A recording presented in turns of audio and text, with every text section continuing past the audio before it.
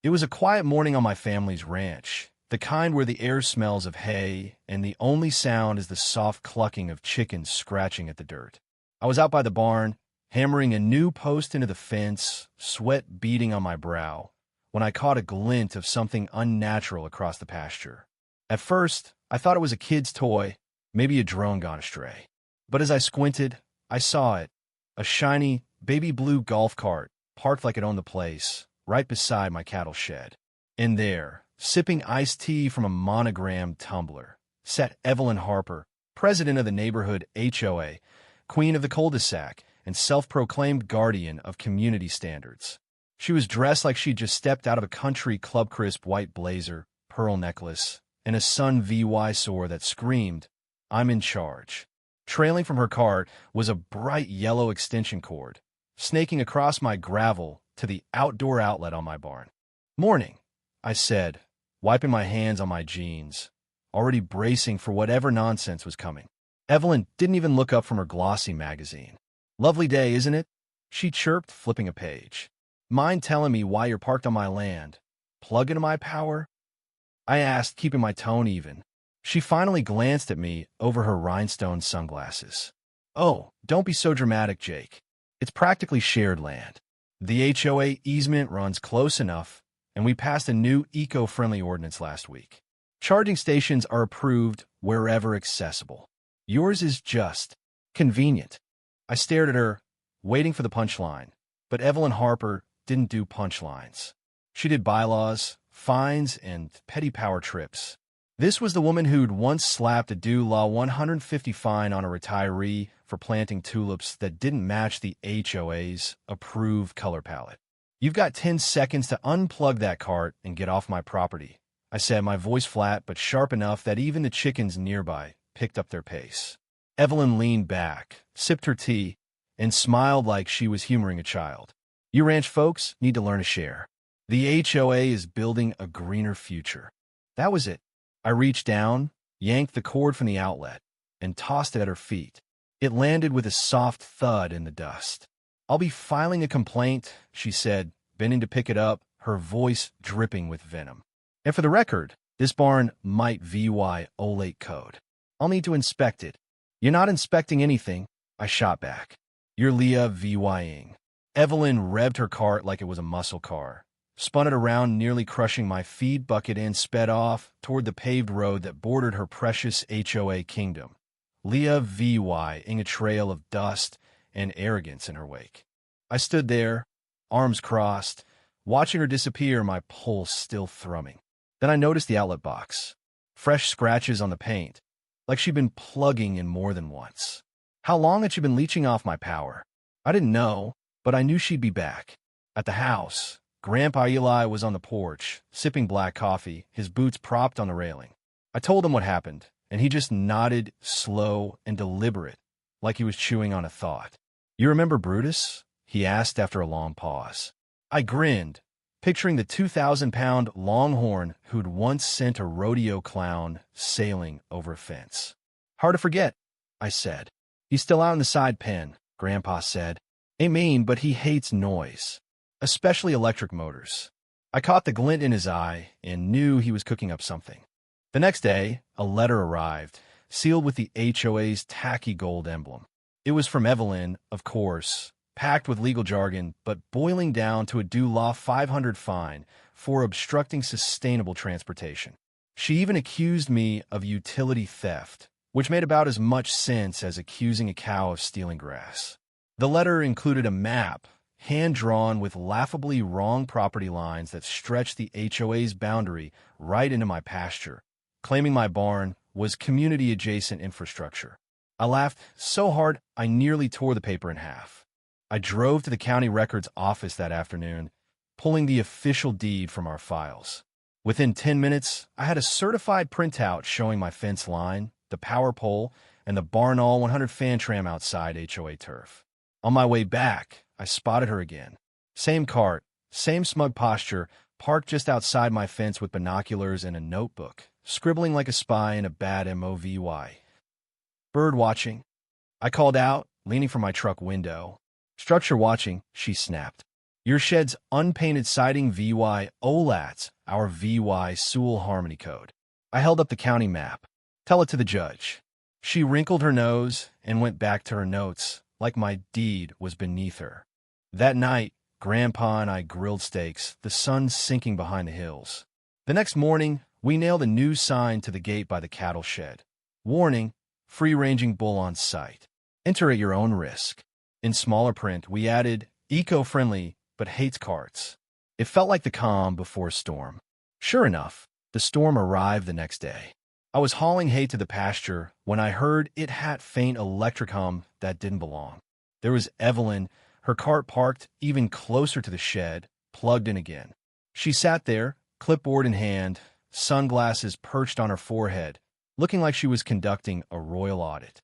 A laminated sign on her cart's windshield read, "Charging station under HOA mandate. Do not disturb," and chained the cart to the post beside the outlet, like it was a national monument. I didn't bother walking over.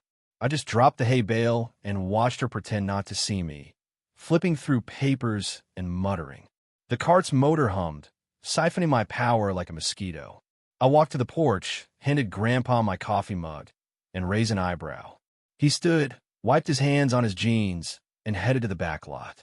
A minute later, he returned with Brutus on a lead rope. The bull's horns cast long shadows as he plodded along, hooves thudding like a drumbeat.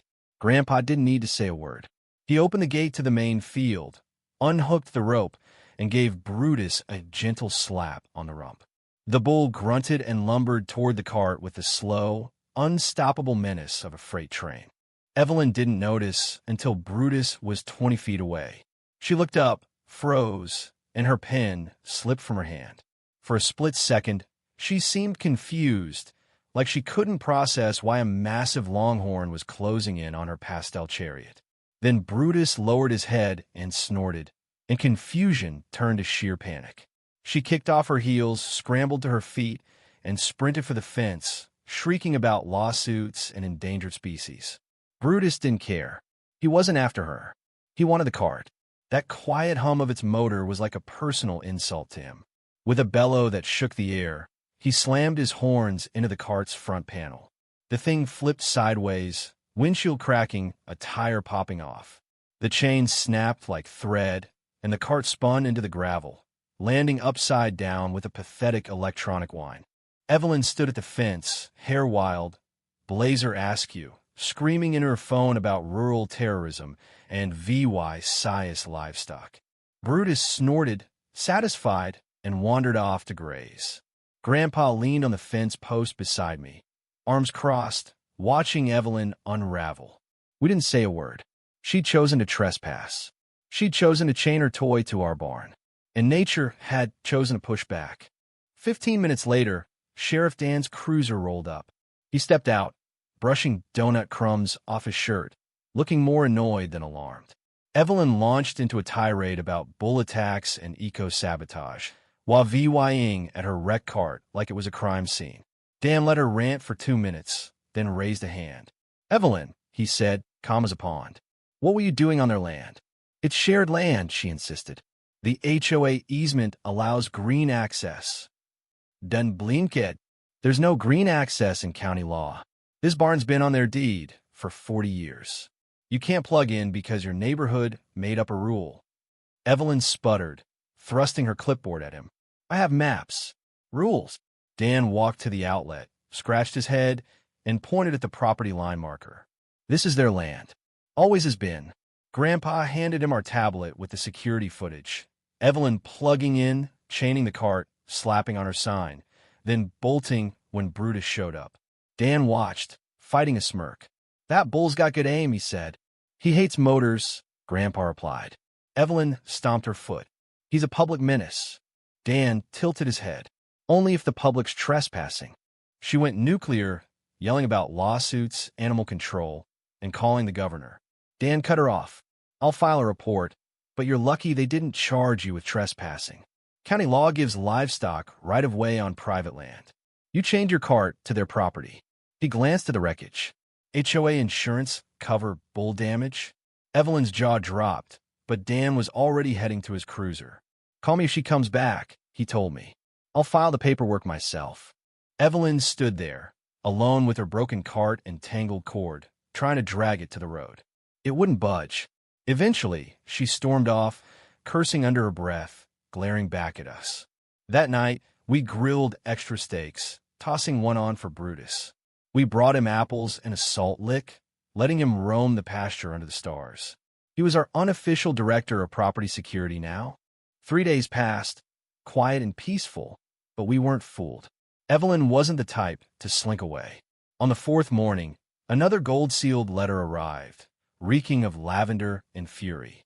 It was a formal litigation intent, claiming Dulot $10,000 for cart damage, emotional trauma, and intentional VYNE intimidation. Her signature was in purple ink, with a smiley face next to "See you in court." Grandpa laughed so hard he nearly spilled his coffee. We took it seriously, though. Evelyn didn't need to be right, she just needed to be loud.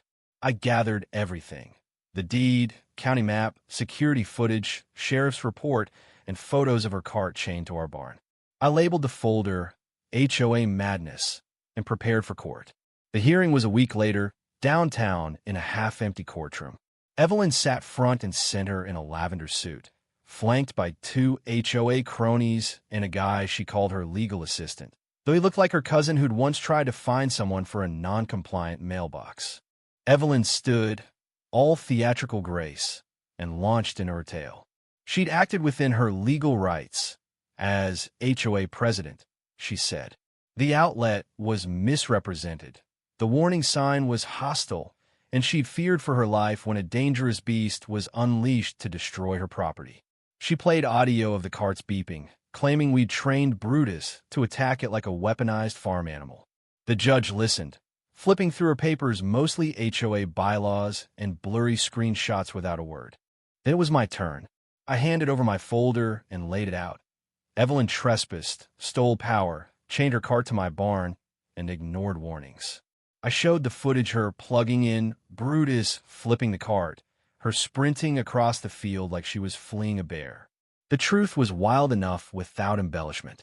The judge leaned back, tapped his pen, and stared at Evelyn like he was deciding whether to laugh or scold her. The plaintiff trespassed on private land, misused electrical infrastructure, ignored clear warnings, and suffered damages due to her own negligence, he said. Case dismissed. And for the record, turning a bull encounter into a lawsuit is absurd and a waste of this court's time. Evelyn's face collapsed. She opened her mouth, then shut it, swatting away a crony's comforting hand. She stormed out without a word. I thanked the judge, who grinned. Tell Eli I remember Brutus from the county fair. Still got style.